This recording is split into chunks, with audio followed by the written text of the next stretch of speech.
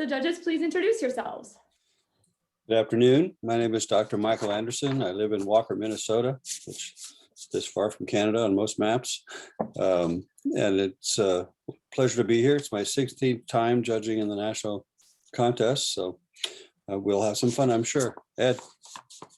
So I'm Ed Philpott. I'm a trial lawyer. My office is in central New Hampshire, and I'm about that far from Canada. My name is Molly Russell. I'm an attorney with Legal Aid of West Virginia, and I specialize in domestic violence law. This is my first time judging the national competition, and I'm about a 6 or 7 hour drive from Canada. This far? I'm much further from Canada. And you guys are much, much further from Canada. Yes, you are. Okay, now let's just go through the logistics here, and I want to be certain that we're dealing with Alabama. Is that correct? Yes. And we are dealing with Unit 4 and Question 2. Is that correct for you? Yes. Okay. Well, are you ready to get to work? Yes. Okay. All right. Your introductions. Yes. Sorry. Hi. I forgot. I'm Jason. We're from Vestavia Hills, Alabama. I think it's probably a 24-hour drive from Canada. I'm going to be attending Yale University, and I'm planning on majoring in mechanical engineering. Hi, I'm Carson Hughes. I'll be attending Mississippi College next year, which is also pretty far from Canada, and I'll be majoring in English and economics. My name is Khadija Malik. I will be attending the University of Alabama at Birmingham, which will stay the 24 hours away from Canada. I plan to major in biomedical engineering, and our teacher is Miss Amy Maddox, and we're very excited to be here today. Thank you. We're excited to have you. Okay, now I can start with what I started before. Are you ready to get to work? Say yes to that. Okay, Yes. we're doing Unit 4 and Question 2. I'll read it in its entirety for you before you begin working. Unit 4, how have the values and principles embodied in the Constitution shaped American institutions and practices? Question number 2, members of Congress are not only legislators, but they are, quote, also inquisitorial and should meet frequently to inspect the conduct of public officers, unquote. How effectively do you believe Congress has used its investigatory power? Explain the differences, if any, between Congress's power to investigate and the power of oversight. Which power, in your opinion, is more significant? How effectively do you believe Congress has used its oversight powers? You may begin. In McGrain v. Doherty in 1927, Justice Van Devanter stressed in his majority opinion that the power of inquiry with the process to enforce it is an essential and appropriate auxiliary to the legislative function. While not specifically enumerated in the Constitution, Congress's power to investigate has been widely accepted as part of the phrase all legislative powers granted in Article 1. Throughout history, Congress's investigation powers have been widely used, but with varying degrees of effectiveness. Investigation is a tool, a very powerful and flexible one, but one that depends on how and whether Congress is willing to use it. Investigations have not always been appropriate, however, in cases such as the McCarthy hearings of the Red Scare and the House Committee on Un-American Activities used investigative powers to suppress so-called communist sympathizers. These resulted in Hollywood blacklists and fed into the public sense of fear during the Cold War.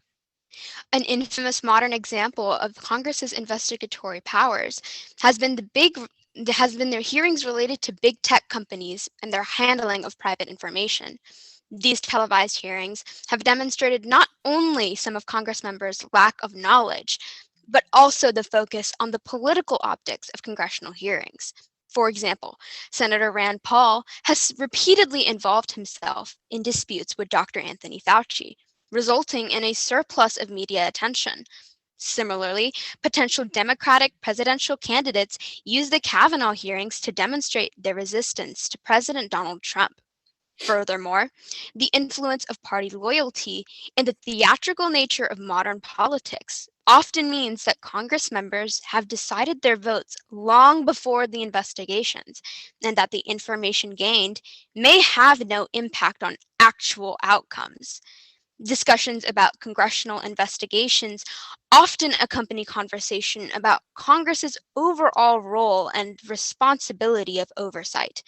The term legislative oversight originates from the 1946 Legislative Reorganization Act, which directly called for the House and Senate to exercise continuous watchfulness over agencies in their jurisdiction to ensure that legislation is being properly executed.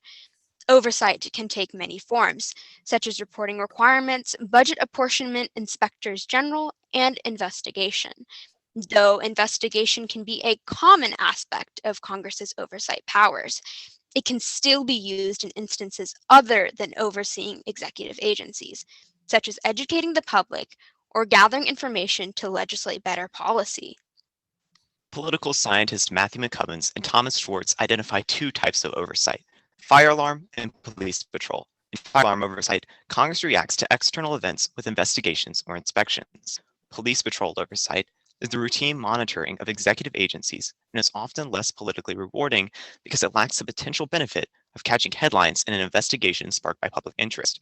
One of Congress's major powers of oversight is the power of the purse, as Congress decides the budget allocated to each of these executive agencies that enforce congressional legislation.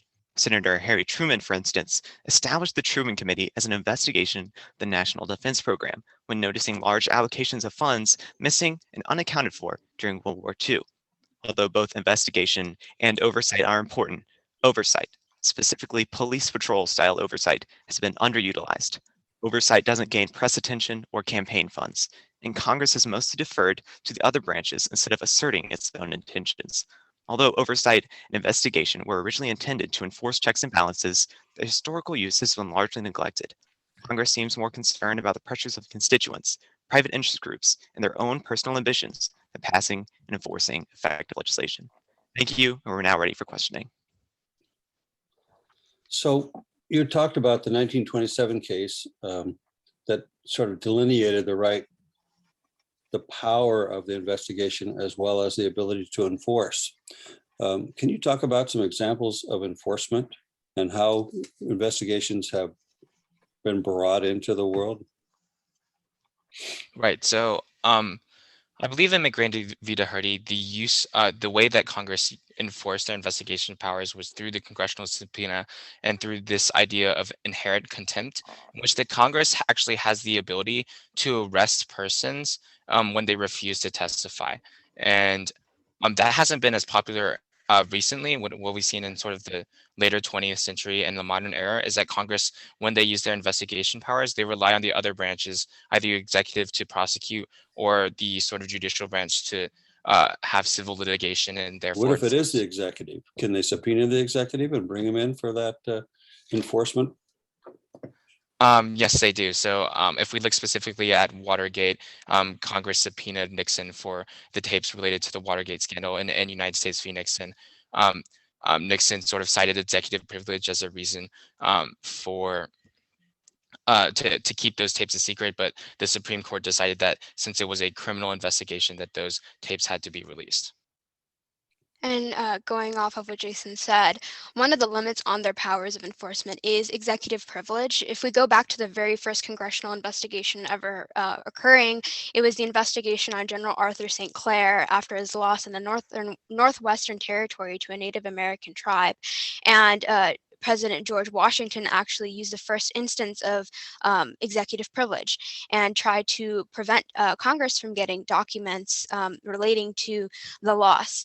And so that is our first citation of executive privilege that has been used and cited by many presidents, even Obama today, more recently with operations such as Operation Fast and Furious. How does one determine if an investigation, if a congressional investigation is successful? So that's a really broad question, and it's hard to give solid answers to that because, like you said, like success in an investigation looks different. Although I think we can look to history to help please give some, clarification to this question. So in the 1929 Pecora hearings, for instance, that was an investigation into the stock market failure that happened in the late 1920s. What that resulted in was several laws regulating the stock market. But even before that, in 1916, or excuse me, not 1916, during the Teapot Dome scandal, that was when the first former cabinet member, the Interior Secretary Thomas Wash, was in prison. That was the first time former cabinet member had ever been imprisoned. And so I think when there's a clear issue, like in the Teapot Dome scandals, and we have a clear result, like Thomas Walsh being imprisoned, we can use that as an indication of success. All right, so let me Another- you go ahead, Khadijah. Another example of an investigation that resulted in, that had a result would be maybe something as a little smaller, not as big of a result, but after the Titanic sunk, the Congress actually launched an investigation about that. And the result of that was maritime safety regulations, which we follow to this day, about having the proper number of lifeboats and life jackets on board to have people to safely make sure that all passengers are accounted for. Do you have So any let- contemporary examples? Yeah, sure. So just about this time last year, or excuse me, not this time, but in last summer in June, Dr. Anthony Fauci was brought in and was requested by Congress to look into as they investigated the effectiveness of the vaccine and how the United States needed to continue to approach the coronavirus as it continued into the next year. And I would say that's been fairly successful. Obviously, there have been much pushback, and maybe the United States has not handled that entirely effectively, but there was much usefulness in asking Dr. Fauci about how to carry it out. And I think the carry out of the United States vaccine has been fairly effective. How about an oversight or investigation example that resulted in changes in legislation? Let's go with oversight. I think that oversight, I think that one difference that we have to make here is that oversight is Congress's ability to ensure that the executive branch is actually carrying out legislation effectively. So it's oftentimes not used to actually change legislation, but just to make sure that the executive branch is doing its job.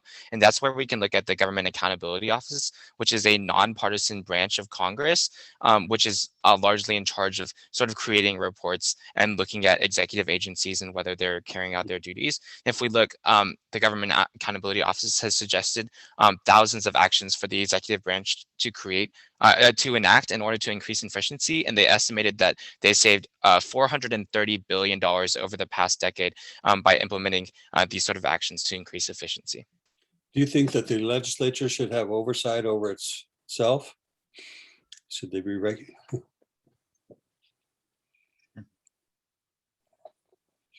I don't know how entirely effective that would be, because I think the legislature is in the interest of maintaining its own power. But yes, I assume I would advocate for that. Yes. To answer your previous question about anything that passed effective legislation or changed something up, we can look at the example of Mothers Against Drunk Driving, which was just a bunch of mothers who contacted their congressional representatives because they were just upset about the amount of their children that were passing away due to drunk driving accidents. And that was a result of that was President Ronald Reagan signing the Uniform Drinking Age Act, which changed the drinking age from 18 to 21 back in 1983. So in your testimony, you had talked about we have Congress coming and there's a lack of knowledge, political optics, fighting with Fauci, influence of party loyalty. What suggestions do you have to combat these issues? I think one possible solution that we can look at is increasing the size of the House of Representatives. A Pew Research Center study states that our ratio for representatives to constituents is the highest out of any members of the OECD, 35 nations in the OECD, with our ratio being one representative representing about 700,000 constituents, compared to back when the House was capped in 1929 and the data they used from in 1911. The ratio was one representative to 200,000 constituents.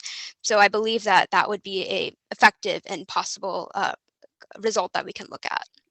I think what Khadijah's talking about with one issue is that we kind of expect our representatives to be experts in too many things. There's too many complicated issues in today's society.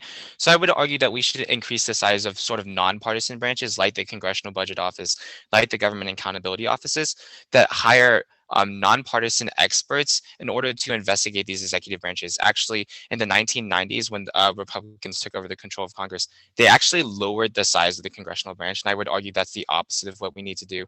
I think we should increase it to keep up with this sort of executive age. Can I finish my thought? Sure. To keep up with the executive agencies, I believe the executive branch has around 4 million employees compared to 3,000 in the Government Accountability Office. So I think we need to expand those. Okay. So what you're saying is, let's please have less politicians, but more people that can actually do the work. Is that the point?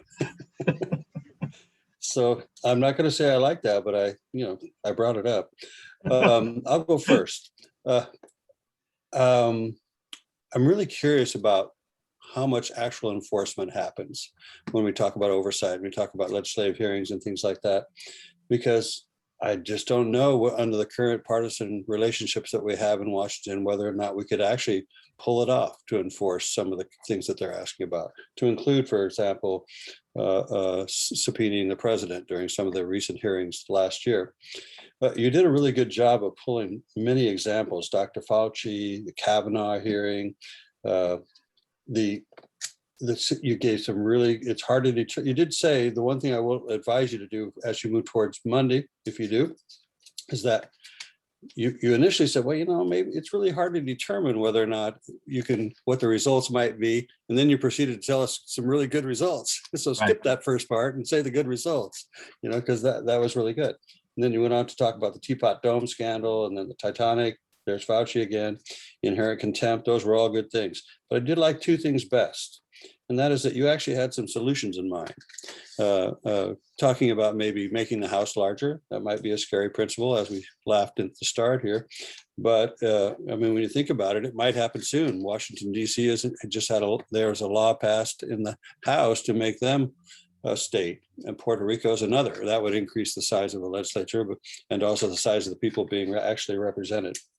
My other thing that I would advise you on is that in Madison's 51st, there is a statement about the legislature looking at the other branches as a form of a check, but also looking at themselves. So the answer, should they look at themselves, is probably yes. You did a good job. Go ahead, Molly. Ed likes to go last. All right, guys, I was very impressed with how you intertwine Congress, the public, partisanship. I feel like you really approached it from all different angles, and I appreciated hearing how it impacts society. I also appreciated your, I guess, your blunt honesty about these are problems that we're seeing, the lack of knowledge, fighting with Fauci. And I know even just the little snippets of news that are flashing in front of me. Yes, this is a problem. But to reiterate what Dr. Anderson said, the fact that you had what I thought were great solutions, good ideas for things that can be done. In addition, I put a star by it. I always put stars by things that I think are really good, is the fire alarm police patrol. I thought that was great. I thought it really hammered home the difference and made it, it's a simple, you can figure it out very easily. So all excellent job. I wish you the best of luck, and you all have very bright futures. I can just tell by talking to you. So good job today. So I also really liked the explanation between reactions and routines, fire versus police sort of response. I also like the fact that you acknowledged that in the oversight function, there's also an investigatory component. That's a kind of a complicated concept, and you nailed it. I was looking for Katrina in terms of a modern example of how oversight worked. So there's an oversight, there's an investigation within that oversight process, and a determination that there's a failure of communication between FEMA and state and local agencies. So I think that's where you can say that they obviously point to a positive outcome.